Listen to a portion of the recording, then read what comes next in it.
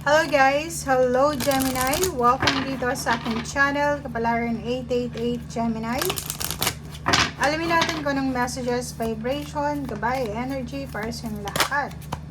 Ito ay general reading, so pwede kang makaresonate. Gamitin mo ang iyong intuition sa Panginoon. Okay, Gemini.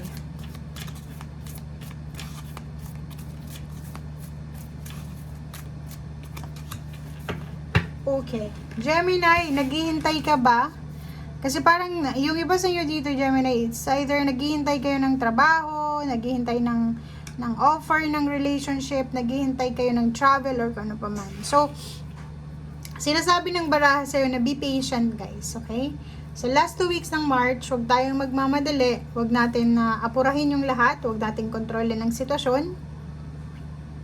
Kailangan mo magkaroon ng pasensya, okay? Kung ano man ito, na minamanifest mo, pinagpipray mo, have patience dahil may mga kailangan ka pang hintayin, may kailangan ka pang ayusin. So, posibleng kung ano man tong hinihintay mo, darating siya, pwedeng yung sagot sa mga panalangin mo, sa affirmation mo, sa manifestation mo, pwedeng December 2024, January, March, April, January, February, March, April na 2025. So, meron kang 4 months na posibleng waiting time or pwedeng meron kang 4 months na harvest season para sa kung ano man tong minamanifest mo. Okay?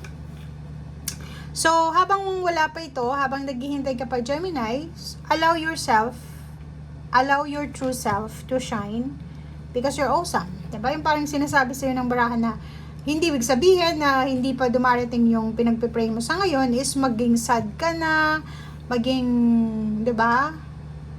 Kailangan mo na kung ano yung, halimbawa, kung anong available sa ngayon, yun muna yung gawin mo. Okay? Kung hindi pa dumarating yung minamanifest mo or wini-wish mo or pinagpipray mo, may other options pa tayo. Di ba? So, kung ano yung available, yun muna sa ngayon. Oops. Letting go. Wow.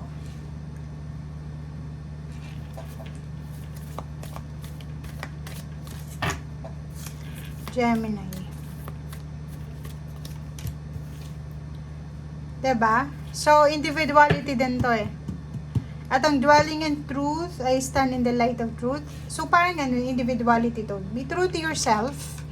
And believe in magic. So, kung halimbawa na nahihirapan ka na tanggapin kasi ang daming mga delays, sinasabi ng barahan na ay i-surrender mo kung ano yung mga bagay-bagay na hindi mo kayang kontrolin sa ngayon.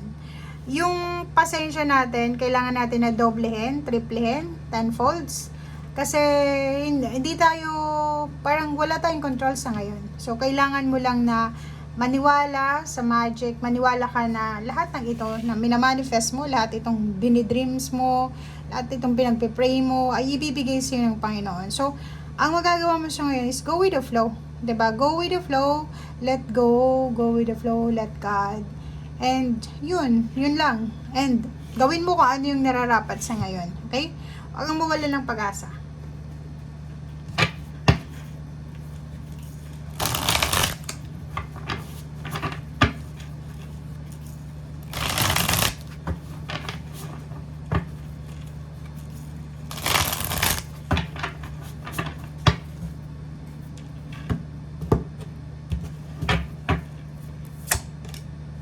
Okay, 7 of Cups and 6 of Swords.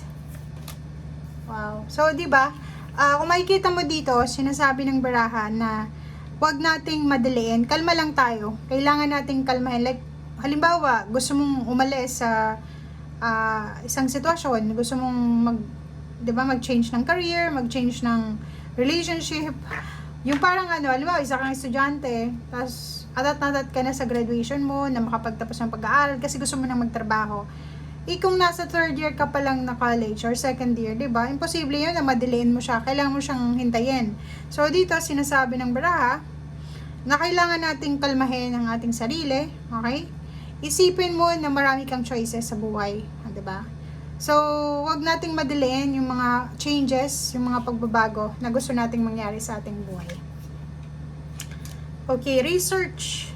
Prince of Swords, research, oh. Diba? Ang dami mong options.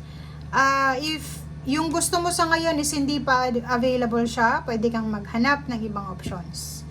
Kung halimbawa yung gusto mo sa ngayon is hindi pwede sa'yo kasi kulang ka pa sa requirements, kulang ka pa sa edad, or kano pa man, huwag kang mag-alala. Huwag kang mag-alala kasi pag halimbawa na sobrahan tayo ng expectation or pag nasobrahan tayo ng yung parang gusto natin, lahat ng gusto natin, nakukuha natin, madidisappoint ka talaga pag hindi mo nakuha yun. Okay? So, nakikita ko sir dito, may iba sa inyo Gemini na siguro namumroblema kayo sa usaping pera, nag-aalala kayo sa usaping pera. Yung iba sa inyo maraming kailangan na ayusin, lalo na sa mga expenses.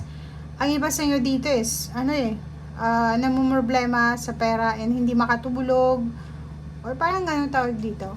Marami ka bang utang? Marami ka bang kailangan na ayusin na mga bills or kano pa man? So, medyo medyo nai-stress ka dahil gustong-gusto mo na talagang gustong-gusto mong magtrabaho, gustong-gusto mong magnegosyo, gusto mo nang umalis sa financial problems or sa financial na stress na meron ka sa ngayon.